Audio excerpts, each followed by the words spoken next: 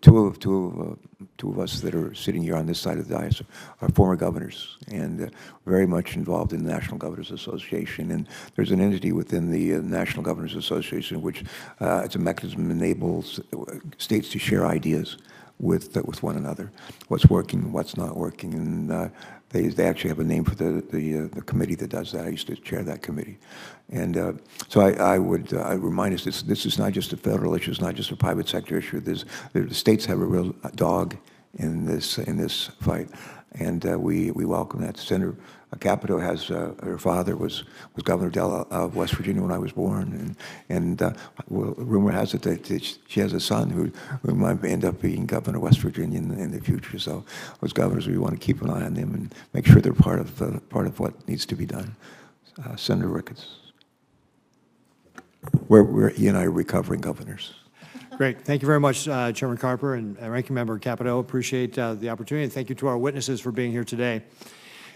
You know, EPR is a relatively new approach to address our plastic waste infrastructure, and I have some concerns that relate to something that, frankly, none of the witnesses addressed directly, which is the financial burden this could place on complying with that regulation and what was going to do to the price of goods.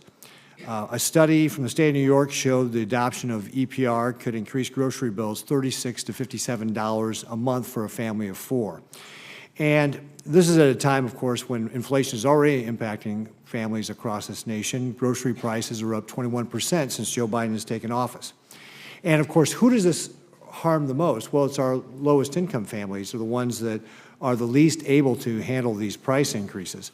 And we see this, you know, in a lot of areas. You know, with low-income households, they consume almost 20% of the prepackaged goods more than other households.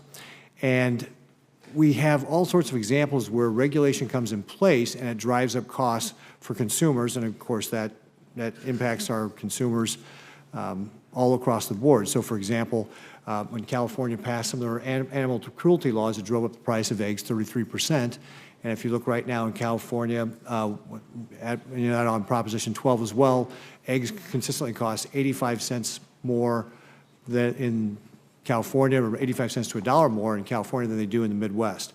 Or if you look at, for example, the EPA's proposed tailpipe regulations that would require 2/3 of all electric vehicles to be sold in the United States by 2032 to be electric vehicles. Electric vehicles generally cost $65,000. That's significantly more than a regular internal combustion engine. And the average low-income household spends $12,000 on their vehicle. So, again, a huge impact on low-income families when you have regulations come in place. So this overregulation can have a big impact on our families that are the least available to do it.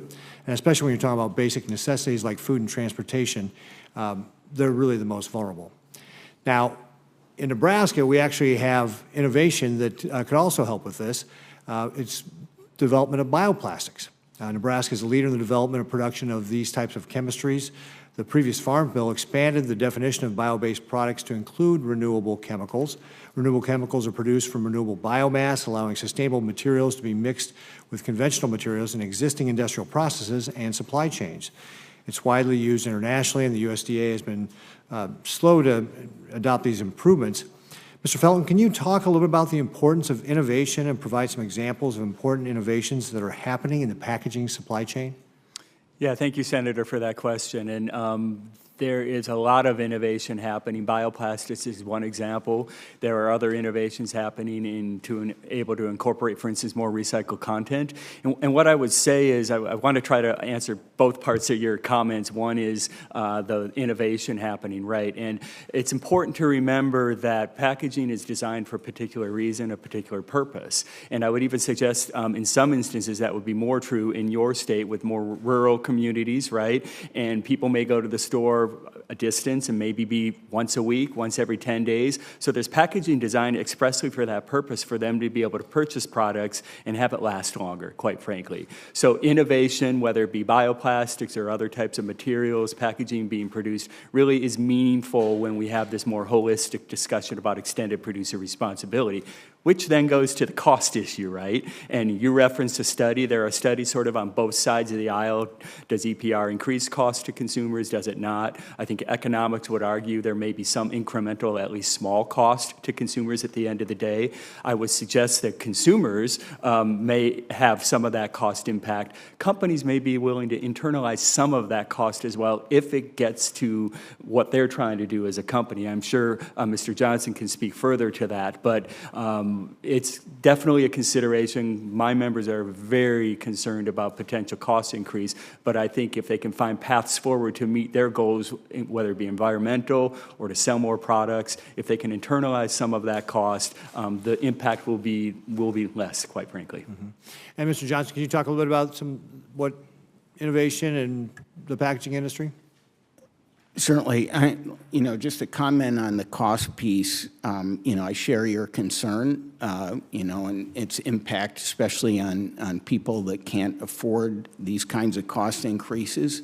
But I would make a couple of points. One is if we let this, emerging round of state regulation happen, that's going to drive costs a lot faster than if we have federal regulation.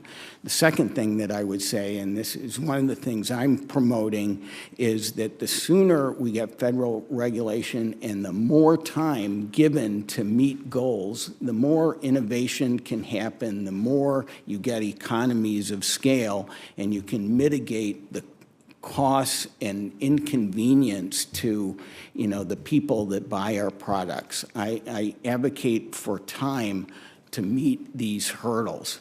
But there are a lot of innovations happening, particularly on recyclability of products and recycled content. I think those, and reuse, refill kinds of innovations, those are, I think, the three big things that will be promoted in EPR regulation. Great. Thank you. Thank you, Mr. Chairman. Not at all. Thank you. And thank you for always showing up.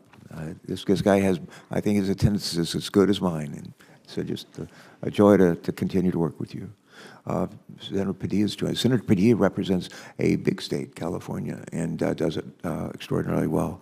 As you know, I used to be a naval flight officer, and we were stationed when we weren't in Southeast Asia in the Vietnam War. Our squadron we were housed